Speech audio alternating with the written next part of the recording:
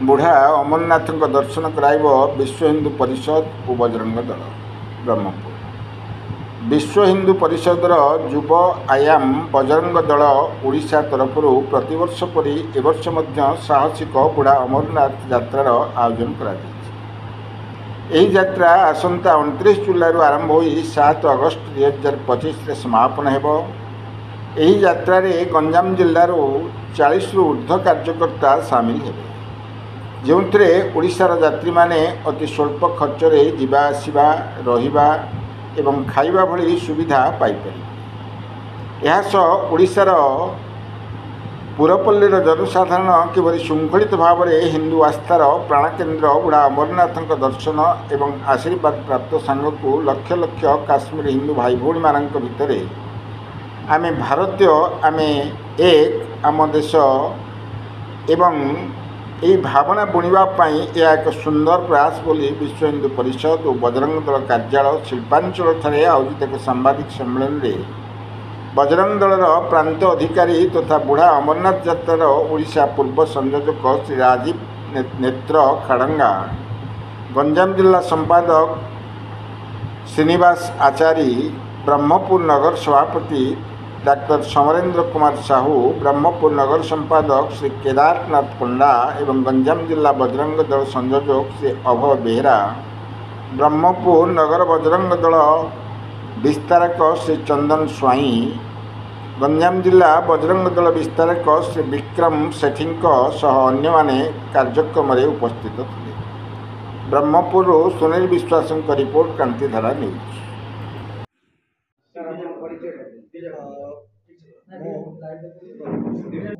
Doctor Samarendra Kumar Sahu, Vishwa Hindu परिषद महानगर सभापति। आमर ऐतिहासिक बुढ़ा अमरनाथ यात्रा जोटा कि बजरंग दल तरफ विश्व हिंदू परिषद सहयोग से कार्यक्रम आम 27 रु आरंभ कर 7 पर्यटन चलो। आमर ये कार्यक्रम गंजाम जिलार तथा ओडिशार ब्रह्मपुर 40 जन तासह ओडिशार 700 जन यात्रा सामिल होवार आम कार्यक्रम रही। केन्द्र में ये जो कार्यक्रम आयोजन करा आमर केन्द्र बजरंग दल विश्व हिंदू परिषद एम सब अलग अलग आम डेट देते। 1 तारीख दिन आमर ओडिशार यात्रा बोलिक आमर तारीख धार्य होती। 1 तारीख सुधा ब्रह्मपुर गंजाम तथा ओडिशार आमर जो 700 जन कर्मकर्ता अच्छा से महिला अच्छा वयस्क लोक अच्छा पिला भी अच्छा जाऊँच 700 जन 700 जनकर से 31 तारीख सुधा से पहुँचे यात्रा हम। यही यात्रा सबुठ निरा यात्रा जो मैंने दुर्गम अमरनाथ यात्रा जोड़ा बर्फानी बाबा बर्फानी कहते जोड़ा न जापरि ये यात्राटी सुविधाजनक आईटा सस्तार भी कर रास्तार खाइबा रहा सबु खर्च बजरंग दल विश्व हिंदू परिषद या आयोजन कर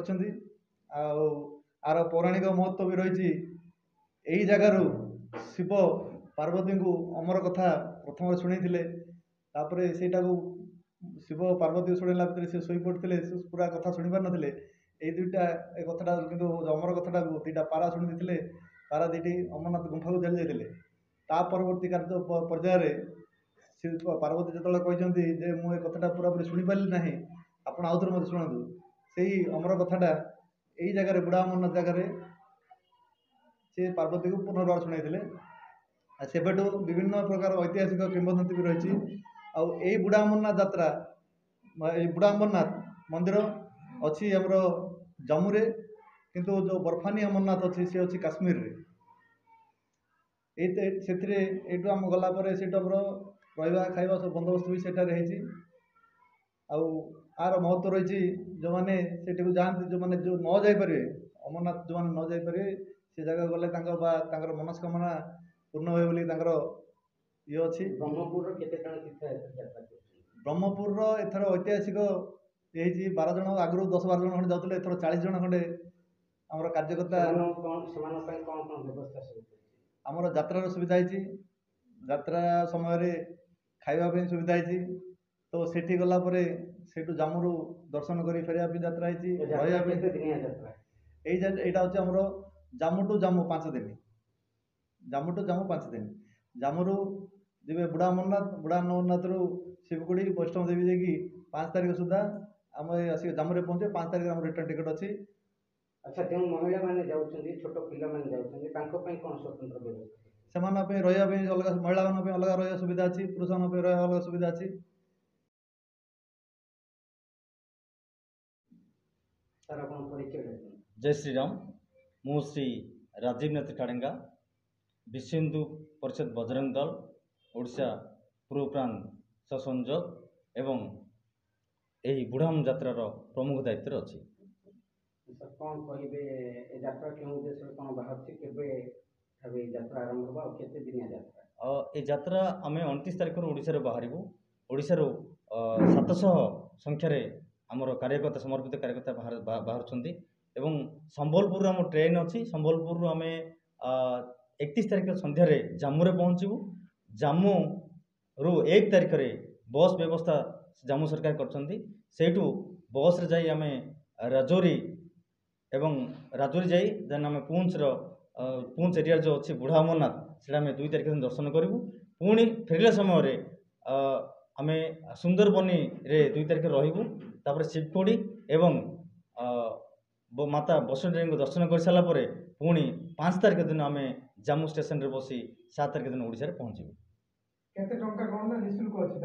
हाँ किसी डोनेशन देइचंदी आम सेमती किसी फिक्स करनो किसी डोनेशन भाई माने देइचंदी आउ किसी जो माने गरीब परिवार अछंती वयस्का माने अमरनाथ बुढ़ा अमरनाथ जे पई इच्छुक माता वैष्णो दर्शन करि परनदि सेमान फ्री रे मध्य आमे न पे सुजोग दिव्यांग सेंटर किसी स्थान पाइछन के जा हाँ दिव्यांग भी किसी जाउचंती ताके में सोशल व्यवस्था करछु ते स्ट्रेचर व्यवस्था कराई छी आ सेट स्वतंत्र व्यवस्था से चली पारे ना जेहेतु चल भी बहुत कम पड़े बुढ़ा अमरनाथ रे स्ट्रेचर व्यवस्था कराई एवं किसी वैष्णो जो जापर घोड़े भी किसी जापर व्यवस्था कराई किसी लोक दौड़ भी किसी 70-75 इयर्स किसी पेसेंट भी जाऊँगी इच्छा माता दर्शन करने किसी दौड़ व्यवस्था भी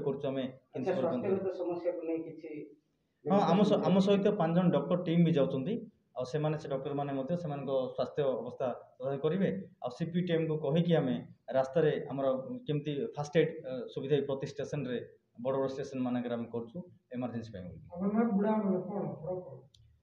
एक्चुअली बुढ़ा अमरनाथ होचंती चटनी माने चट्टान से तैयार होचंती बट अमरनाथ होचंती बर्फी अमरनाथ बुढ़ा अमरनाथ जमती बुढ़ा अमरनाथ रे कथा आरंभ होला एवं बर्फी अमरनाथ रे शेष होला तो बुढ़ा अमरनाथ न दर्शन कले अमरनाथ दर्शन करवा कौन महत्व नहीं तो जमती गोटे माता पार्वती को अमरनाथ अमरत्व विषय प्रभु महादेव ए बुढ़ा अमरनाथ रे से कथा आरंभ करथिले आ से बुढ़ा अमरनाथ कहती जे बुढ़ा अमरनाथ जे जाए तार मानसिक जहाँ मनस्कामना थी पूर्ण हो जाए आउ एमती देखा गले जामुर हिंदू मान प्रति साहस देवा धैर्य देवा ये सकाशे आम हिंदू माने प्रति बजरंग दल तरफ प्रति राज्य आम भारत वर्ष प्रति राज्य आम जाऊ आउ बुढ़ा अमरनाथ दर्शन कराऊ हिंदू मान साहस देवा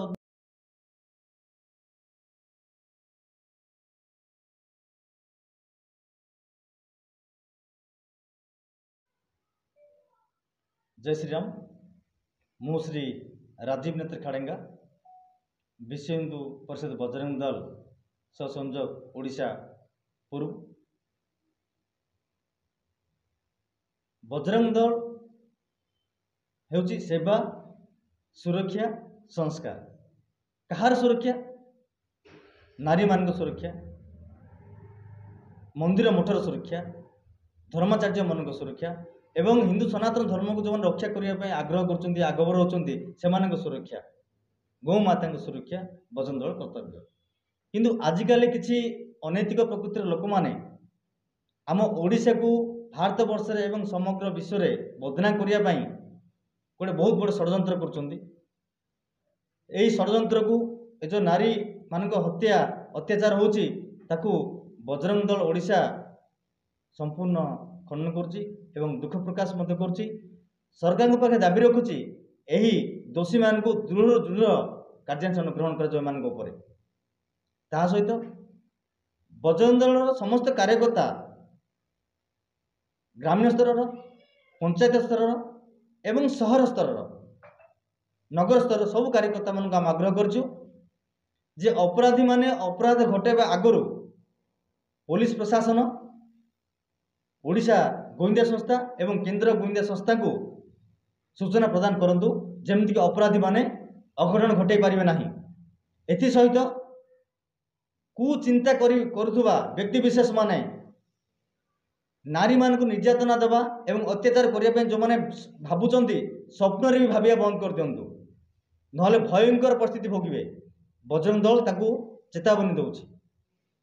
ଏଥିସହିତ ସମସ୍ତ ବଜରଙ୍ଗ ଦଳ କାର୍ଯ୍ୟକର୍ତ୍ତା ମାନଙ୍କୁ ଆଗ୍ରହ କରୁଛି ଯେ ଆଗାମୀ ଦିନରେ ଓଡ଼ିଶାକୁ ଅପରାଧ ମୁକ୍ତ ଓଡ଼ିଶାରେ ପରିଣତ କରିବା ପାଇଁ ବଜରଙ୍ଗ ଦଳ ଏକ ଗୁରୁତ୍ୱପୂର୍ଣ୍ଣ ଭୂମିକା ନେବ। ସେଥିପାଇଁ ସବୁ ବଜରଙ୍ଗ ଦଳ ପ୍ରଶିକ୍ଷିତ କାର୍ଯ୍ୟକର୍ତ୍ତା ମାନେ ଆଗଭର ହୁଅନ୍ତୁ ଏବଂ ହେଉଛନ୍ତି ମଧ୍ୟ।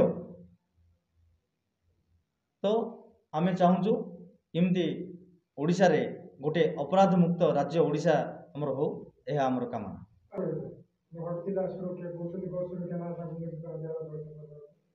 ନାଇଁ, ଆକ୍ଚୁଆଲି କିଛି ଅସାମାଜିକ ତତ୍ତ୍ୱ ଅଛନ୍ତି ହିନ୍ଦୁ ଧର୍ମକୁ ଭାଗ ଭାଗ କରିବା ପାଇଁ ଚେଷ୍ଟା କରୁଛନ୍ତି।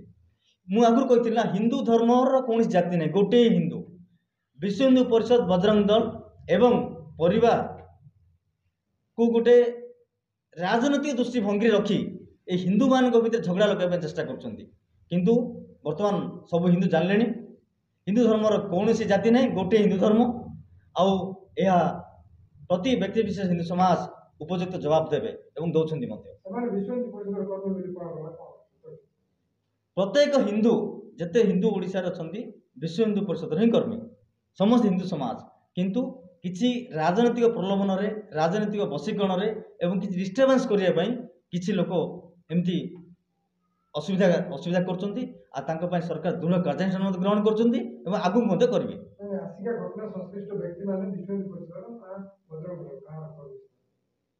ଦେଖନ୍ତୁ, କିଏ କହିବ କାହାର କର୍ମୀ ତ ଭୁଲ ହବ।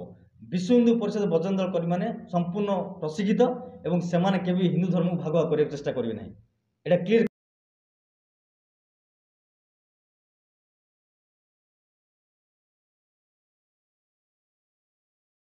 ମୁଁ ଅଜୟ ବେହେରା, ବିଶ୍ୱ ହିନ୍ଦୁ ପରିଷଦ ବଜରଙ୍ଗ ଦଳ ଗଞ୍ଜାମ ଜିଲ୍ଲା ବଜରଙ୍ଗ ଦଳ ସହ ସଂଯୋଜକ। ଆମର ଆକ୍ଚୁଆଲି ପ୍ରତ୍ୟେକ ବର୍ଷ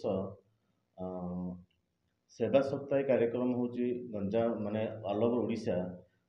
ବାକି ଆମର ଗଞ୍ଜାମ ଜିଲ୍ଲାର କିଛି ପ୍ରଖଣ୍ଡ ସ୍ତରୀୟ କାର୍ଯ୍ୟକ୍ରମ ଆମର ଅଲରେଡ଼ି ଗତ 8 ତାରିଖରୁ ଆଜି ହେଲା 20 ତାରିଖ, ଏଇ 8ରୁ 20 ତାରିଖ ଭିତରେ ଆମର ସେବା ସପ୍ତାହୀ କାର୍ଯ୍ୟକ୍ରମ ସମ୍ପୂର୍ଣ୍ଣ ହୋଇଛି।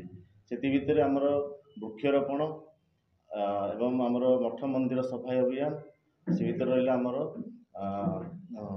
ଚିକିତ୍ସା, ଯେଉଁଟାକି ଆମର ସେବା ଚିକିତ୍ସା କେନ୍ଦ୍ର ପ୍ରୋସେସରେ ଆମର କାର୍ଯ୍ୟକ୍ରମ ସମ୍ପୂର୍ଣ୍ଣ କରାଯାଇଛି।